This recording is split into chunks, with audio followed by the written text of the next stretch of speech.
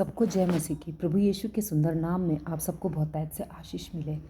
आज मैं आपके सामने एक वचन लेके आ रही हूँ जिसको लोगों ने बहुत ही बेकार तरीके से इंटरप्रेट करते हैं लोगों के सामने, और आजकल उसी को लेकर मासूम लोगों को बेवकूफ़ बनाते हैं।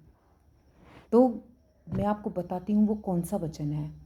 हम निकालते हैं 1 कुरिन्थियों चैप्टर 14 वर्स 2। पहला कुरिन्थियों 14 अध्याय उसका दूसरा पद।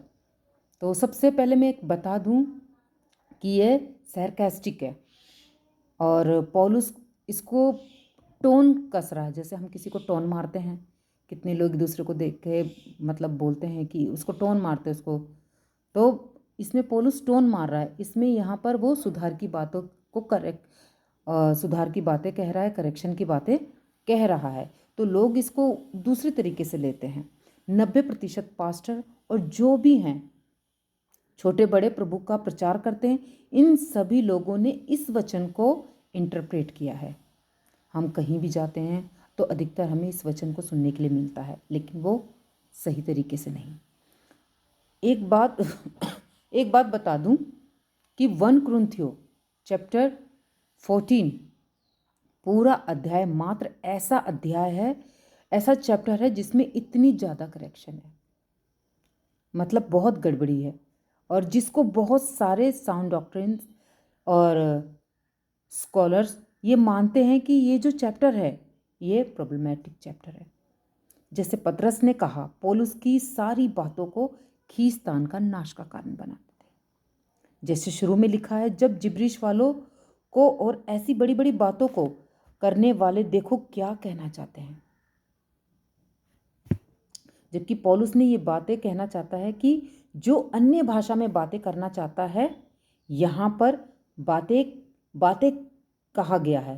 पौलुस ने यहाँ पर बातें कहा गया है, जैसे वचन में लिखा गया है ना, प्रेम का क्योंकि जो अन्य भाषा में बातें करता है, तो यहाँ पे बातें बोला गया है।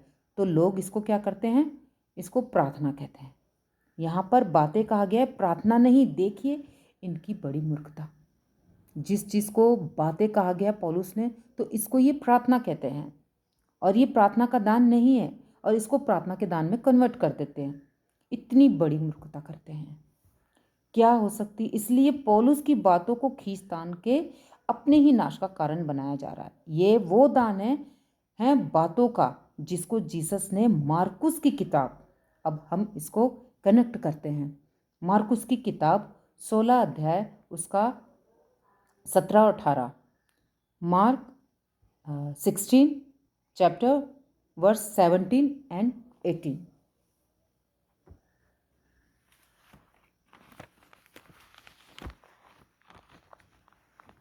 इसमें लिखा है, विश्वास करने वालों में ये चिन्ह होंगे कि वे मेरे नाम से दुष्ट आत्माओं को निकालेंगे, नई नई भाषा बोलेंगे, सांपों को उठा लेंगे, और यदि वे प्राण नाशक वस्तु भी पी जाएंगे तो भी उनकी हानि नहीं होगी। वे बीमारों पर हाथ रखेंगे और वे चंगे हो जाएंगे।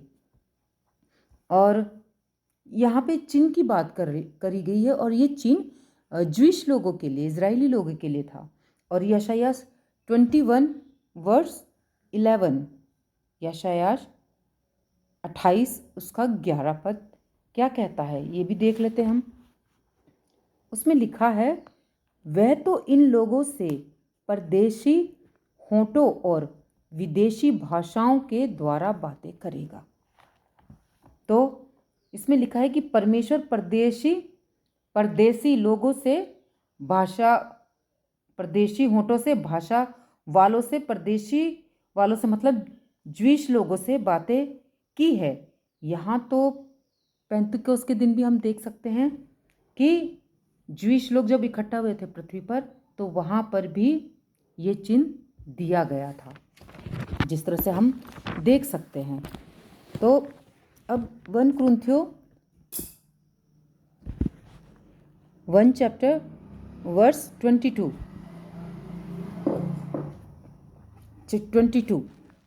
इसमें देखते हैं कि पौलुस क्या कहता है।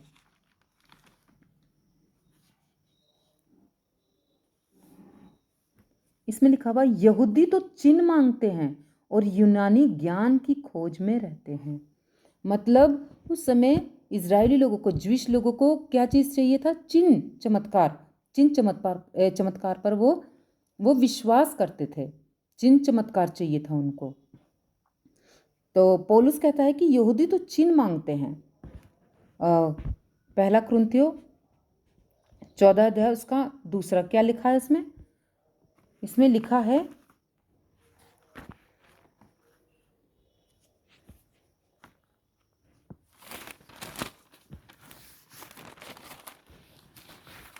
पहला कुरिन्थियों जो हम पढ़ रहे थे उसमें क्या लिखा हुआ है? क्योंकि जो अन्य भाषा में बातें करता है वह मनुष्य से नहीं परंतु परमेश्वर से बातें करता है। तो बातें करता है वह मनुष्य से नहीं, लेकिन पौलुस चाहता है कि वह मनुष्य से बातें करे, वो बातें करे मनुष्य से। पौलुस चाहता है कि वो मनुष्य से बातें करे, क्योंकि दान ऐसा कुछ नहीं है जिसको हम कहते हैं कि परमेश्वर से बातें करना, परमेश्वर से बातें करने का अलग से दान हम नहीं कहते हैं, क्योंकि परमेश्वर चाहता है कि हम उसकी बातों को समझें, है ना, उसके लोगों के द्वारा। तो अगला वचन जो मैं इसी में क्लियर करूँगी, पहले बता देती हूँ कि अन्य भाषा यहाँ ग्लोसा है, जिब्रिश नहीं, जो पौलुस कह रहा है। अन्य भाषा का दान कलीसिया के लिए नहीं है, मतलब यीशु की कलीसिया के लिए नहीं है। और 96 में कैनन बंद हो गया, यानी कि प्रकाशित वाक्य की किताब कंप्लीट हो गई, 58 AD में फिनिश हो गई, और जितने चमत्कार आने थे वो सब खत्म हो गए। पौलुस का आखिरी चमत्कार था ये, एक्ट्स चैप्टर 28 वर्स 8 में, मतलब प्रेरितों के काम 28 अध्याय उसका 8वां पद में फिनिश हो गया। उसके बाद गिफ्ट ऑफ गॉड, मेरिकल बंद हो गए, और अब जो चमत्कार होते हैं विल ऑफ गॉड पर होते हैं, नॉट गिफ्ट ऑफ गॉड पर। अगर सो कॉल पास्टर ये दावा ठोकते हैं मेरे पास में गिफ्ट हैं, तो मैं यही कहना चाहूँगी कि पतरस की तरह सड़कों में निकलकर आप प्रचार करो, है ना, अपनी परछाई से ठीक करो, और पौलुस की तरह उसके रुमाल से अपने आप को टच करके लोगों को चंगा करो, है ना। क्यों 4 दीवारी चर्चों में, मेगा चर्चों में ही आप चिन्ह चमत्कार दिखाते हैं अपना? किसी कैंसर हॉस्पिटल में जाकर दिखाइए ना। मैं क्यों ये बात बोल रही हूँ? क्योंकि ये सब झूठ है और ये धोखा है, जिसका एग्जाम्पल हम देख सके हैं पवित्र शास्त्र में, पुरानी व्यवस्था में हम देख चुके हैं कि जब ज्यूइश लोगों ने, इजरायली लोगों ने परमेश्वर की बातें नहीं मानी तो वो 70 साल की गुलामी में चले गए। कहीं ऐसा ना हो कि अगर आप परमेश्वर के वचन को सही तरीके से इस्तेमाल नहीं कर रहे हैं तो आप भी नरक जा सकते हैं। इसलिए सोच समझकर, अपने घमंड को एक तरफ रख कर आप परमेश्वर के वचन को सही तरीके से इंटरप्रेट करिए, सही तरीके से बताइए, और दूसरे वचन से कनेक्ट करके बताइए, सही वचन से कनेक्ट करके है ना। अब आगे सॉरी 1 कुरिन्थियों 14 अध्याय उसका दूसरे पद में ही हम आगे पढ़ते हैं। इसलिए कि उसकी बातें कोई नहीं समझता, क्योंकि वे भेद की बातें आत्मा में होकर बोलता है। अब आगे कि इसलिए उसकी कोई नहीं समझता, यहाँ पर लोग फंस जाते हैं, पास्टर लोग फंसा जाते हैं उन लोग को कि आप लोग क्यों ये भेद की बातें आत्मा में होकर बोलता है। तो भेद, पौलुस चाहता है कि कभी ना हो ऐसा, भेद की बातें होंगी तो लोग कैसे समझेंगे। तो पौलुस कभी नहीं चाहता था कि ये भेद की बातें हमारे लोगों से अनजान रहे, है ना। तो ये दान इतना इम्पोर्टेंट बनाकर लोग आजकल लोगों के सामने बता रहे हैं ना। और मेरा एक क्वेश्चन है कि पौलुस ने 13 से 14 लेटर लिखे, नए नियम में पौलुस ने 13 से 14 लेटर लिखे, उसमें बाकी कलीसियाओं को क्यों नहीं लिखा ये सब बातें?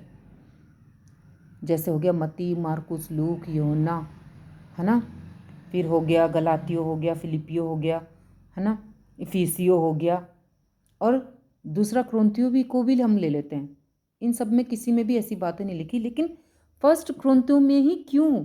क्योंकि उसमें काफ़ी करेक्शन था, बहुत सारी गड़बड़ियाँ और गलतियाँ थी वहाँ के लोगों में, इसलिए पौलुस उनको डांट लगाता है, टोन कसता है, सुधार के लिए बोलता है।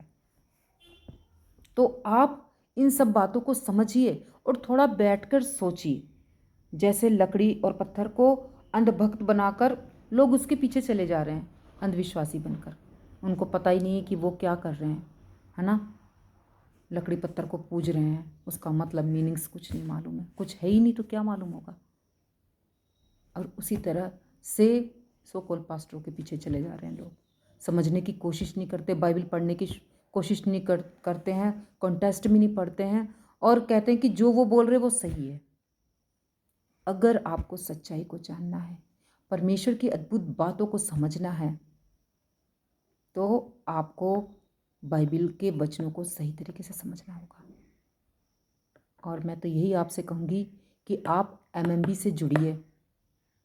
पास्टर जी जो बाइबल कॉलेज चला रहे हैं, short term Bible college D12, आप उसमें आइए और परमेश्वर के वचन को सही तरीके से किस तरह से इस्तेमाल करते हैं और कहाँ पर परमेश्वर ने हमसे कैसी बातें की है, उन सभी बातों को हमारे ब्रदर दानियल राज जी बहुत अच्छे से बताते हैं।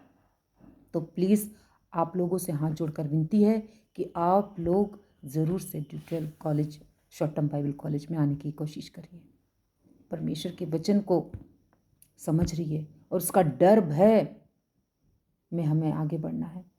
तो उसमें ऐसी बहुत सी अद्भुत बातें हैं जिसको आपको और मुझे समझने की बहुत ज़रूरत है, ताकि हमारा अनंत काल का जीवन जो हमारे परमेश्वर के साथ हो, हमारे प्रभु यीशु के साथ में हो। तो इन सब वचनों के लिए आप सबको परमेश्वर बहुतायत से आशीष दे और भी ऐसे शॉर्ट मैं वीडियो आपके सामने लेकर आऊँगी, प्रभु यीशु के वचन को क्लियर करूँगी। तो सबको जय मसीह की।